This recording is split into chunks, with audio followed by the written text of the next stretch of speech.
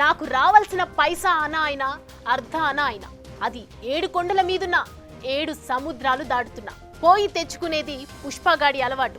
ఇది పుష్ప 2లోని డైలాగ్. కానీ ఇప్పుడు ఈ డైలాగ్ ను ఐటీ శాఖ వినిపిస్తోంది.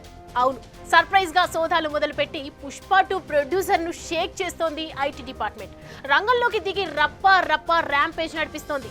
లెక్కలన్నీ బయటకు తీస్తున్నారు. ఫండ్స్ ఇచ్చిన వారెవరు, ఆయన బడ్జెట్ ఎంత, ఇచ్చిన రెమ్యూనరేషన్ ఎంత, వచ్చిన కలెక్షన్స్ ఎంత, మిగిలిందెంత, ఇవన్నీ ఇప్పుడు హాట్ టాపిక్ గా మారాయి.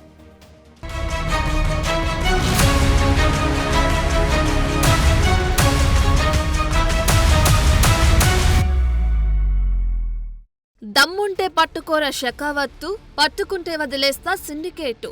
ఈ డైలాగ్ పుష్ప 2 సినిమాలో ఎంత ఫేమస్ అయిందో సినిమా బయట అంత కాంట్రవర్సీ కూడా అయింది. సో ఇప్పుడు ఐటీ డిపార్ట్మెంట్ పుష్ప 2 లెక్కలన్నీ పట్టుకునే పనిలో పడింది. ఇప్పటి వరకు పుష్ప 2 1800 కోట్ల రూపాయలకు పైగా గ్రాస్ కలెక్షన్స్ వసూలు చేసిందని మైత్రి మూవీ మేకర్సే ప్రకటించుకున్నారు. మైత్రి మూవీ మేకర్స్ అంటే high budget movies build range. Pushpa 2 world wide గా గతేడాది డిసెంబర్ 5న రిలీజ్ అయినప్పటి నుంచి రికార్డుల మోత మోగిందని, కలెక్షన్లు రప్పా వచ్చేసాయని వరుసగా నిర్మాణ సంస్థ ట్వీట్లు పెట్టింది. డే 1 294 crores, 6 రోజుల్లో 1000 కోట్లు. ఇండియన్ సినిమాల్లో ఫాస్టెస్ట్ కలెక్షన్స్. ఇలా ఒక్కటేమిటి, రికార్డులను బద్దలు కొట్టింది ఈ మూవీ. ముఖ్యంగా బాలీవుడ్, నార్త్ ఇండియాలో రికార్డులు.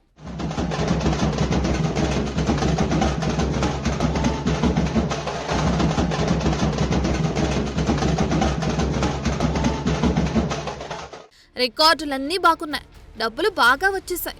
అంతా బాగుంది అనుకున్న టైంలో ఇన్కమ్ ట్యాక్స్ ఎంట్రీ ఇచ్చింది. ఒకవైపు వసూళ్లు అదూర్స్ అంటూనే లెక్కల్లో మాత్రం ఆ స్థాయిలో ఎందుకు చూపించలేదన్న డౌట్ల నుంచి మొదలై ఇప్పుడు మైత్రి మూవీ మేకర్స్ అలాగే డైరెక్టర్ సుకుమార్ ఇళ్లలో తనిఖీల దాకా మ్యాటర్ వెళ్ళింది. ఆదాయాలపై బయట జరిగిన ప్రచారాలు ఒకటైతే అందుకు తగ్గ సోర్స్ ఎందుకు చూపించలేకపోయారు, అనుమానాలకు తావిచ్చేలా ఎందుకు వ్యవహరించారన్నది ప్రశ్న. నిజానికి మన దేశంలో హై బడ్జెట్ మూవీ రిలీజ్ అయ్యాక వాటి రిజల్ట్ తో సంబంధం లేకుండా గతంలోనూ చాలా సార్లు ఐటీ సోదాలు జరిగాయి. లెక్కలు క్రాస్ చెక్ చేసుకుని వెళ్లారు, పెనాల్టీలు ఉంటే వేశారు. సో ఇప్పుడు కూడా పుష్ప 2 ది రూల్ విషయంలో ఏం జరుగుతుందన్న ఉత్కంఠ అయితే కనిపిస్తుంది.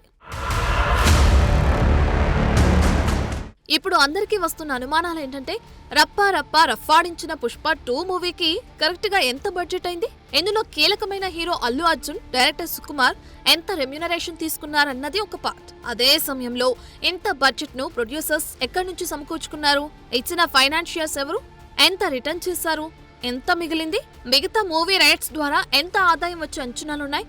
సో వీటన్నిటికీ ఇప్పుడు సమాధానాలు రాబట్టే పనిలో ఐటీ శాఖ ఉంది.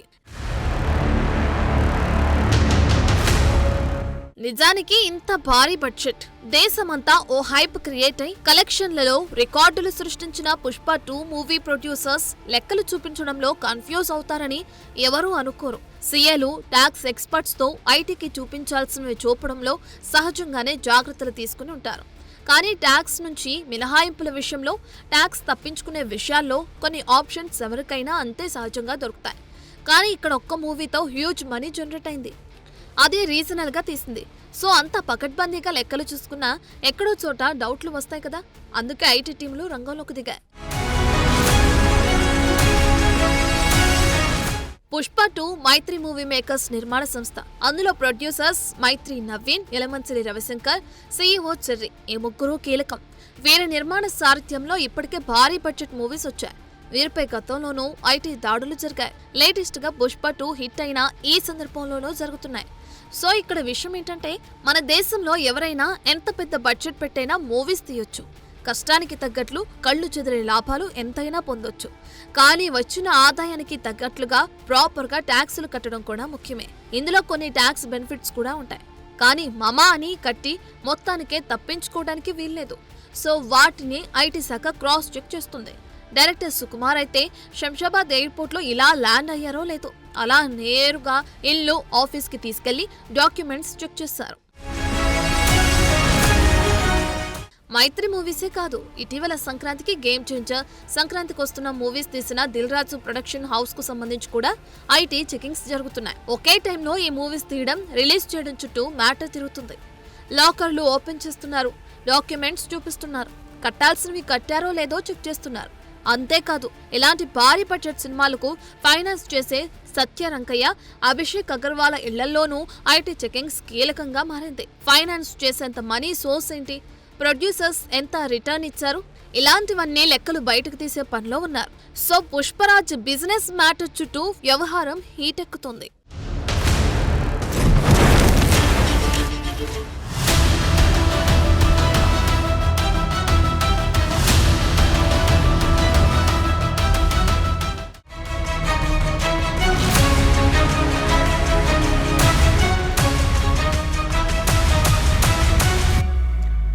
సినిమా లెక్కలు చాలా వరకు అర్థమైనట్లే ఉంటాయి, కానీ అర్థం కావు. ప్రొడ్యూసరే మొత్తం బడ్జెట్ పెట్టాలి, కానీ ఇందులో ఎవరెవరు ఎంత తీసుకుంటున్నారు, ఏ లెక్కలను ఏ ఖర్చులో చూపిస్తున్నారు, సర్వీస్ ట్యాక్స్లు, రాయల్టీలు, తెరపై కనిపించని హక్కుల రూపంలో వచ్చే లాభాలు, ఒక్కొక్కటేంటి లెక్కకు అందనివి చాలా ఉంటాయి. మరి వీళ్ళు సరిగ్గా ట్యాక్సులు కడుతున్నారా లేదా అన్నది చూడాలంటే ఒకరిద్దరితో అయ్యే పనైతే కాదు. అందుకే ఇప్పుడు పుష్ప 2కు వచ్చిన లాభాలకు తగ్గట్లు ట్యాక్సులు కట్టింది లేనిది క్రాస్ చెక్ చేస్తున్నారు ఐటీ అఫీషియల్స్.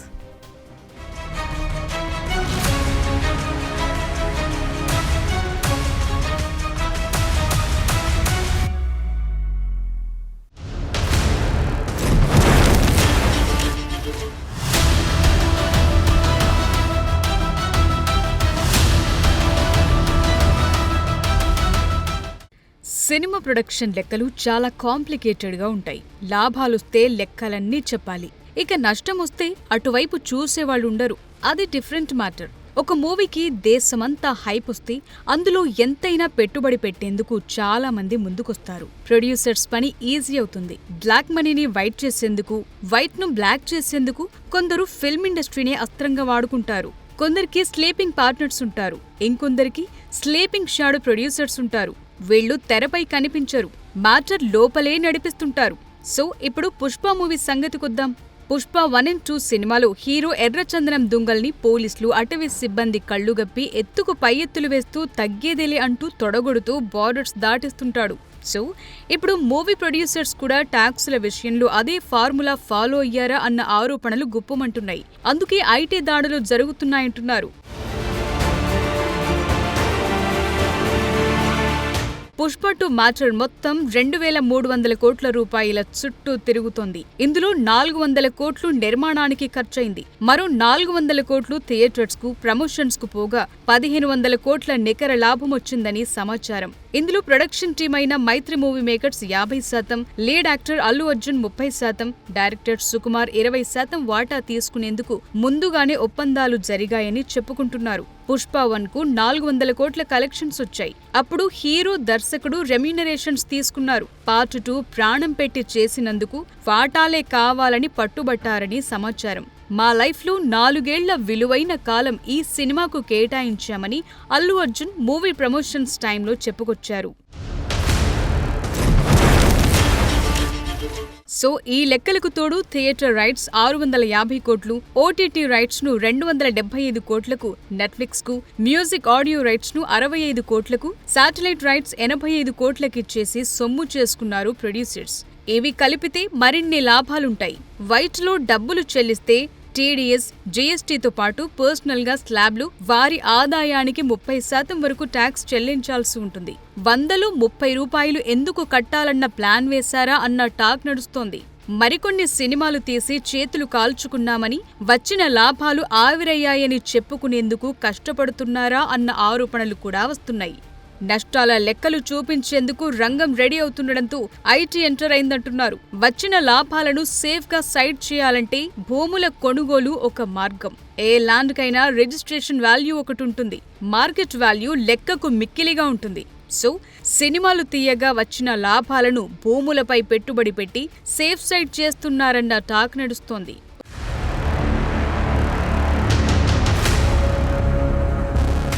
పుష్ప 2 సినిమాకి 1500 కోట్ల రూపాయల నికర లాభాలకు 18 నుంచి 30% వరకు వివిధ స్లాబ్స్ లో పన్నులు చెల్లించాలి.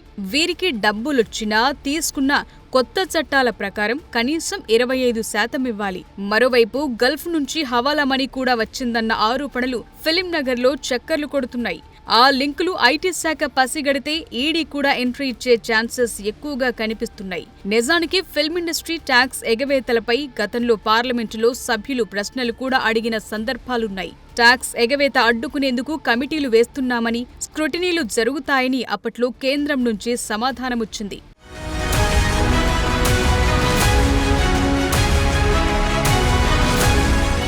ఎంటర్టైన్మెంట్ ఇండస్ట్రీ ట్యాక్స్ మతలబులను తమకు అనుకూలంగా వాడుకోవటంపై గతంలో కాగ్ కూడా కేంద్రానికి రిపోర్ట్ ఇచ్చింది. 2017లో తన 31వ నివేదికను పార్లమెంటు ముందు పెట్టింది. సినీ పరిశ్రమలో పన్ను ఎగవేత విధానాలను అప్పట్లో కాగ్ హైలైట్ చేసింది. సినీ ఇండస్ట్రీ చాలా వేగంగా పెరుగుతోందని, అందుకు తగ్గట్లు ట్యాక్స్ వసూళ్లు రావట్లేదని గుర్తించింది. కేంద్ర ప్రభుత్వానికి సిఫారసులు కూడా చేసింది. నాన్ థియేట్రికల్ యాక్టివిటీస్ తో థియేట్రికల్ హక్కులను కలపటం ద్వారా సేవా పన్ను ఎగవేత ఎలా జరుగుతుందో కళ్లకు కట్టినట్లు చూపించింది. ఆ రిపోర్టులోనే 2015లో జూనియర్ ఎన్టీఆర్ నటించిన Nannaku Prematho movie service tax అంశాన్ని ప్రస్తావించింది. ఆ మూవీ మొత్తం లండన్లో తీశారు. పొరుగు దేశంలో అందించిన సర్వీస్కు ఇండియాలో సర్వీస్ ట్యాక్స్ వర్తించదని హీరోకు సీఏలు, ట్యాక్స్ ఎక్స్పర్ట్స్ చెప్పటంతో చట్ట ప్రకారమే తాను నాన్నకు ప్రేమతో సినీ నిర్మాతల వద్ద సర్వీస్ ట్యాక్స్ వసూలు చేయలేదని అప్పట్లో junior NTR clarification ఇచ్చుకున్నారు.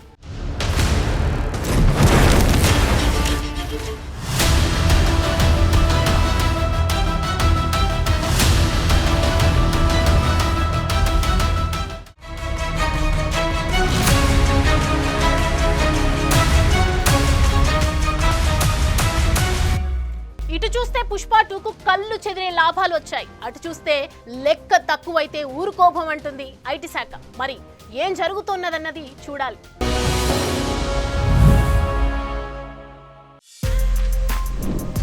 For more videos like this, subscribe Big TV channel.